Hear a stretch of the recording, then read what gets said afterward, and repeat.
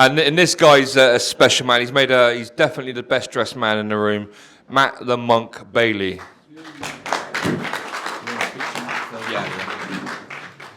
So this is quite apt, this fight for me, because as we're approaching the special time of 11:11, we've got two ex-military men here, and Rob was due to fight on my last show. Unfortunate circumstances, he never got to fight due to Dennis being medically not fit enough to fight. But Rob, he's done all that training. He's here now. He's got the opportunity to have a fight, and obviously I've got the big man in, Matt Baillie, and I thought, what a way. We've got two ex-military guys. We're going to hear a little bit about what he does with help for homeless veterans, but I know this for him is strictly business. It's a fight. He's looking forward for next year. But Matt, thanks for stepping in. You took the challenge, no problem. Tell us, Rob's here now. How are you feeling? Well, to be the man, you've got to beat the man. And Rob is definitely the man. So that's what I'm aiming to do. I've been training my arse off. So many Beck's Blues, I can't stand the taste of them no more. So obviously he likes a little beer, so you've gone non-alcoholic. Yeah. Look, we're a couple of weeks away now. Rob, we know how Rob trains. He takes his training very, very seriously. Some might say you haven't had much time to prepare. Is it a case of you just going out there giving it hell for leather in the first round, or what you're going to try and pace yourself? You going to give us a hint of your game plan? This is just going to be an absolute war. We're two veterans. We both come forward, both of us. And it'll just be an absolute war, and may the best man win. Well, listen, that's brilliant. Thank you very much.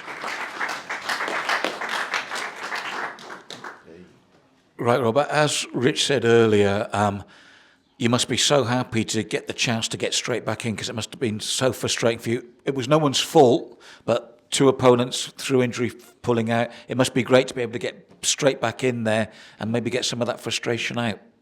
Yes, certainly. I mean, one of the reasons why we've been so successful in raising so much money is because of Rich and Tank Promotions. It was a strange idea when I hit 50. Let's have a charity boxing match, because I used to box back in the day when I was in the army. And on Rich's show, we raised on one show we raised £11,000, and then by using Rich's vehicle, as Tank, I've raised in total, we tallied it up the other day, £19,000 just by boxing on Tank Promotions, and that all goes directly to a charity called Help for Homeless Veterans. And when you look at sort of, the country's in a state, and I'm not going to go into politics, but when you look at the last decade with veterans, there were literally veterans from all the wars, whether it's Northern Ireland, whether it's Iraq, Afghanistan, sleeping in doorways, because whether it's mental health issues, whether it's sort of they made a mistake, and I doubt there's anyone in this room that's never not made a mistake and not had a second chance to put it right. These are guys sometimes that have made a mistake and there's no support for them to rectify that. Then ultimately they get on that slippery slope and it goes very wrong for them and they end up sort of losing everything. And I think homeless veterans, they provide what they call a wraparound care, which is an immediate response. If you look at, you've got the British Legion, you've got local councils, you've got the Home Force, you've now got the government covenant, you've now got sort of all the various support systems that they've put in the last years. But it all takes time. You have to go there and you have to, and everything's on a mobile phone. I mean, how many people, unless they come in a dinghy, do you actually see they've got a mobile phone, homeless people? Yeah. When you look at guys or girls, in the doorway, begging for money, how many of them have got a smartphone so they can go online and go through the process? They haven't. And how many people, you probably walk past homeless people and actually say, would you like to use my phone? Because everyone's perception is they're either a druggie, they're alcohol dependent, or there's a prejudgment. And I think the biggest thing for me, the biggest achievement, of continuing to box on this show is that we're able to help people. And out of every pound that we raise, 95 pence goes to the charity, actually goes to charity. You look at the British Legion, and I don't belittle the British Legion because they do a fantastic job, but they have all CEOs and executives, everyone else. There's about 10 pence actually goes to the front line. So everything else goes to pay for the administration. So that's why we sort of, we've embarked upon this, and and thank you, Rich, for allowing this to happen and continue. So let's talk about the fight. I was going to say, Robbie, it's sort of, I think it's taken us all aback, the enormity of that, but I am going to pick on that a little bit. Do you take that into the ring with you, with your motivation to box? How much of it is that, and how much is it your desire also, because an ex-serviceman just to win? Yeah. How much of it goes in with that charity in mind? How much is you going, I just want to win this bout?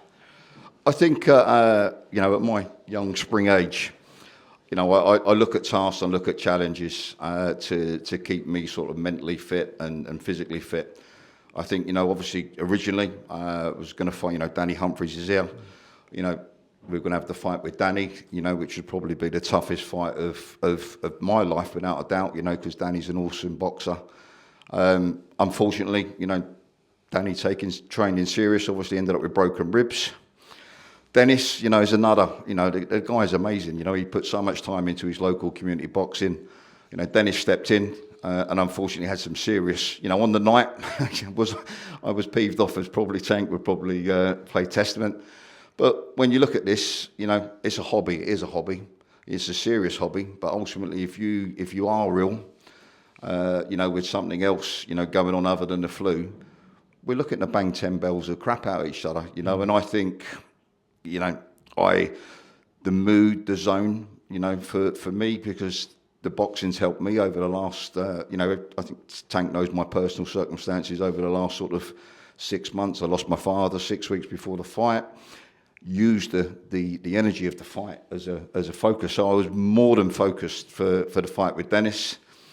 That was a big disappointment from my point, but total respect to Dennis, because it is a hobby, and Dennis has got far bigger priorities to deal with and benefit other people than perhaps getting injured on the night and ended up with sort of a bad injury. And Rob, if we look at a silver lining on that, the fact that this has come around so quickly, you're in the zone, you're training, you must still be in that zone to a certain extent, where you didn't have to step on the gas as if it was like the beginning of a training camp again. It was just like restarting that camp when you'd already in a good place. Yeah, I mean, I've been extremely privileged to train with a great bunch of people in Reading, Old Man Boxing Society. It's something really, really special. I'm still with Max, who's been my coach for the last 6 years. And there's some other bits, again, because the whole thing was we were training for Danny. And I know that sort of, Danny's something special, so I need to be something special to beat him. So I've kept that foot on the gas. I've been training like a lunatic. I mean, as much as I totally respect Matt, because he does a lot for mental health, Matt to me is an obstacle in my route to Danny. And he's a big old lump, to say the least, and I've got the fart. I've got to fight smart to beat him. Because he's a big guy. I think probably I'm going to give away maybe 20 kilos in weight, which. And what about the fact as well, with what you've been discussing, it's another vet. Yeah, I think we'll have a beer after, because we both know what we're doing is actually raising awareness and raising money for our fellow veterans, and I think a bit of a bloody nose and a black eye is not going to change that in the respect element, and I think it will. I know for a fact that if he catches me, I'm probably going to be saying good night and end up on my backside, because I think, what are you, Matt? About 120 kilos. I was 272, I'm now 264.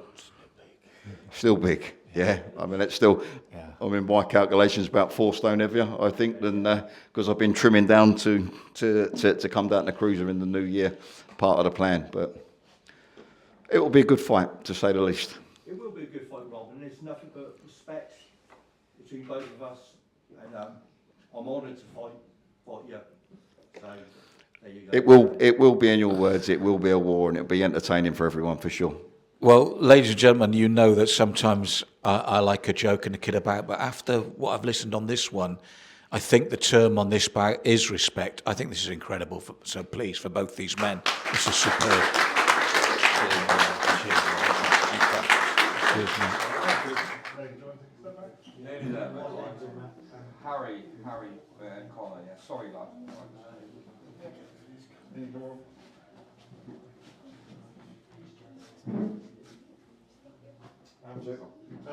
together, but facing.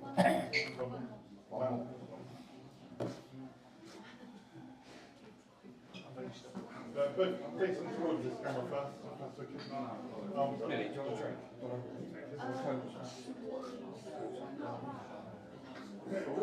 Both together, facing off.